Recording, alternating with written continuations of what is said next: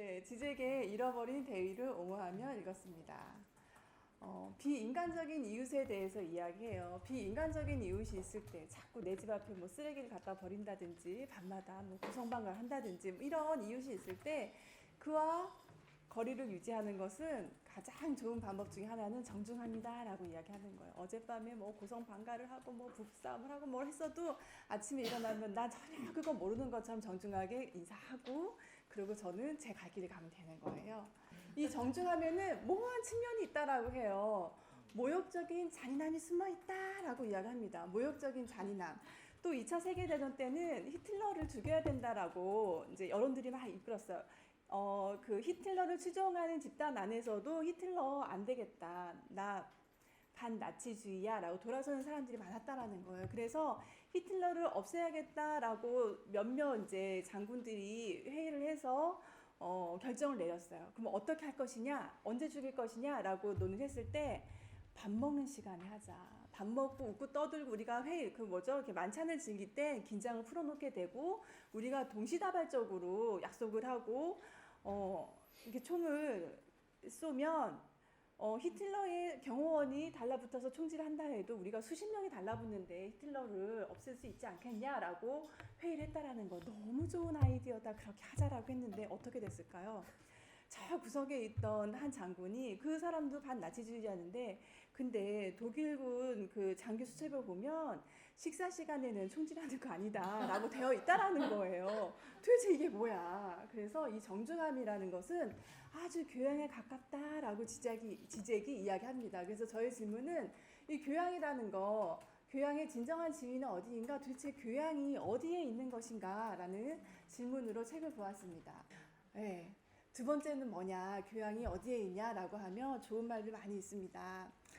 타인도 나와 같이 자유롭고 독립적인 존재로 존중하는 주체의 태도, 그리고 또는 타인과 나의 계산을 해야 될 수가 있어요. 이윤 분배도 있어야 되고 어떤 일을 처리하는 데 있어서 공정하게 해야 되는 그런 순간들이 있는데 그때 합리적으로 손익을 잘 계산하는 어떤 냉정한 공리주의를 초월하는 아주 자비로운 태도, 거기에도 교양이 있을까요? 그리고 때로는 타인을 모욕하지 않고 최대한 신뢰하려고 노력하는 태도, 이런 정중한 행위, 주체적인 태도와 자비로운 태도, 그리고 정중한 행위, 그 사이사이 어딘가에 모호하게 중간적인 자리를 잡으려고 있는 게 교양이다라고 이야기한다라는 거예요. 이건 지적이 이제 미국의 철학자의 에세이를 가지고 이렇게 소개를 하고 있습니다. 이런 정중한 태도는 강제성이 없어. 그 친절해야 되고 관대해야 돼라는 이런 것보다는 조금 더 강제성을 띈다라는 거, 교양이라는 것은. 그런데 또 한편으로는 그렇다고 해서 너무 엄격한 도덕법칙이냐? 그렇지 않다라는 거예요. 또 꼭 지켜야 되는 의무이냐? 그렇지 않다라는 거예요. 친절함이나 관대함보다는 강제적이지만 도덕과 법적 의무보다는 덜 강제적인 것이 교양이다라고 이야기해요. 그런데 가끔 보면 우리가 교양에 속하지 않은 행동을 한 사람에게 어떤 제재를 가할 때가 있어요. 그럴 때 우리가 가만히 살펴보면 정치적으로 올바른 시도에 잘못된 점이 그 안에 들어있어 라고 이야기하죠. 그러면서 이거부터 볼까 봐요. 멜 깁슨의 사례를 이야기합니다. 멜 깁슨이요, 굉장한 알코올릭이 있더라고요. 자료 찾아보니까 2006년도에 술을 먹고 운전을 했다라는 거예요. 운전을 하고 막 집에 갔는지 막 가고 있는데 경찰에게 딱 발렸어요. 그래서 우리나라 같은 음주 추정을 했겠죠.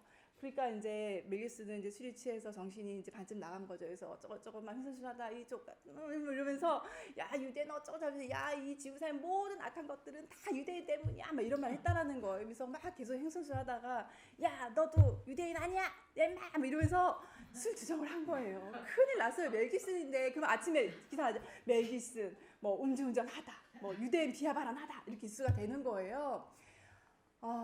이제 이 멜 깁슨의 헛소리는 그의 내면에 있는 진실을 폭로하고 패션 오브 크라이스트를 라는 영화를 제작했는데 그 영화에 나왔던 모든 메시지, 너 아주 관용적이고 애정 있는 사람이고 그런 사람으로 포장한 거 다 너 기만이었구나 라는 이제 이야기들이 흉흉하게 나온 거예요. 어떻게 해요? 제가 실수했습니다. 죄송합니다 라고 사과문을 했는데 반유대를 유대인을 안티하는 그런 사람들을 응대하는 또 연맹이 있는 거예요. 거기에 이제 리더가 아 멜기슨의 그 사과 나 인정할 수 없다. 진정성이 없어요. 라고 이야기하는 거예요. 진정성이 없다고 그럼 어떡하지? 멜기슨이 이제 기사 막 되면은 이제 큰일 나는 거야. 이제 영화도 이제 뭐지 영화 보지 말자 막 소명이 나올 수도 있는 거고 이제 공인으로 설 자리가 없는 거죠. 그래서 멜기슨이 어떻게 했냐면 대변인을 통해서 얘기를 합니다. 그 뭐죠? 저는 심각한 알코올릭이 있는 사람입니다. 네, 저는 근데 진짜 심각한 알코올릭이 있더라고요. 알코올릭이 있는 사람입니다. 그리고 저에게 깜짝 놀랐어요. 제 안에 그렇게 어마무지한 증오심이 있는지 저도 몰랐어요. 나는 나 자신을 너무 증오해요. 뭐 이런 고백을 하는 거예요. 그래서 저는 빠른 시일 내에 그 유대인 관계자와 만나고 싶습니다. 그래서 내가 어떻게 이런 못된 버릇을 고칠 수 있는지 그에게 한 수 배우고 싶습니다. 논의하고 있습니다. 하고 딱 이제 선포를 한 거예요. 그랬더니 이제 그 폭스맨이라는 그 연맹의 지도자가 이제 당신의 그 진정성이 느껴집니다. 당신이 얼마나 진지하게 그거에 대해서 반성을 하고 있고 고민하고 있는지 알 것 같아요. 라고 이야기하는 거예요. 그런데 잘 살펴보면 그것은 외설적인 상호 보상이 있었다라고 이야기합니다. 뭐냐 하면 이렇게 어떤 목적의식이 있는 거. 왜냐하면 멜기슨이 정말 진짜로 내가 미친놈이지 왜 그런 욕을 했지? 왜 내가 술을 먹고 그런 발언을 했을까라고 반성한 건 아니었어요.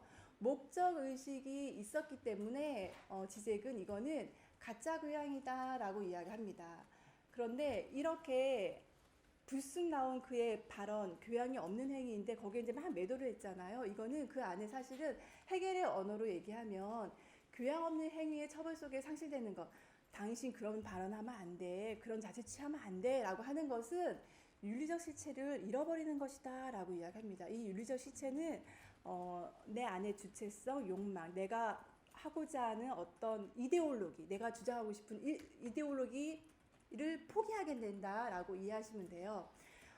그 폭스맨이 너 다시 사과해. 진정성 있는 사과가 필요해라고 했을 때 멜 깁슨이 바로 제스처를 취했잖아요. 이거는 사실 가만히 살펴보면 멜 깁슨을 너무나 손쉽게 군경에서 벗어나게 해준 그 둘의 짜움이었어라고 이야기합니다. 왜냐하면 그렇게 멜 깁슨이 얘기했잖아요. 반유대주의적인 그런 모욕적인 말을 했는데 그것을 이제 더 이상 나는 사실 술 때문에 그런 거고요. 난 내 안에 이런 게 몰라.